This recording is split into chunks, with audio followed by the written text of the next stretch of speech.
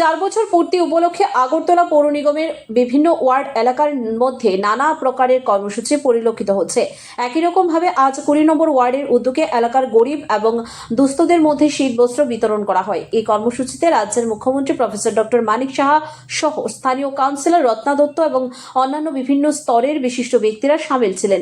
এই অনুষ্ঠানে উপস্থিত থেকে নিজের আলোচনায় অংশগ্রহণ করতে গিয়ে মুখ্যমন্ত্রী প্রফেসর ডক্টর মানিক সাহা এই প্রকার কর্মসূচিগুলো অত্যন্ত বাস্তব ভিত্তিক। পাশাপাশি মুখ্যমন্ত্রী দাবি করেন এই কর্মসূচিগুলো কোনোভাবেই কোনো কিছু প্রতিদানের আশায় করা হয় না, শুধুমাত্র মানুষের মধ্যে মানুষের পাশে থাকার মানসিকতাতেই এই প্রকারের কর্মসূচি বাস্তবায়িত হয় বলে দাবি মুখ্যমন্ত্রী। বছরেই দেই, এক তো দুর্গাপূজার সময় একবার দেওয়ার চেষ্টা করি, আর এখন তো যেহেতু শীতের সময়, তো শীত বস্ত্র দেওয়ার বিভিন্ন ওয়ার্ডে দিচ্ছি।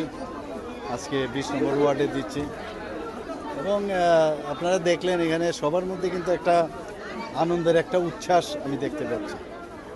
এবং শুধু আমরা দিচ্ছি এরকম না, দেওয়ার সাথে সাথে ওদের সাথে যে একটা আত্মিক যে একটা রিলেশন, সেটা কিন্তু এস্টাবলিশ হয়।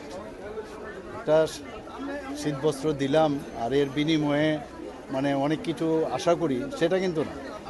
এটা একটা মানে দেওয়ার মাধ্যমে একটা ফিলিংস, একটা সেলফ স্যাটিসফ্যাকশন একটা আসে। পাশাপাশি ওনাদের তো স্যাটিসফ্যাকশন থাকতেও পারে, কিন্তু আমাদের স্যাটিসফ্যাকশন সবচেয়ে বেশি থাকে যে ইয়েস, আমরা কিছু আমাদের যারা মানুষেরা আছেন, আমাদের জনতা যারা আছেন, এখন তো এই এরিয়ার কথা বলছি, সব এরিয়াতেই বলছি, তাদের সাথে একটা সম্পর্ক, একটা গিফটের মতো, অনেকটা একটা গিফট দিলে যেমন একজনের খুশি হয়, একটা সম্পর্ক স্থাপনে অনেকটা এইরকম।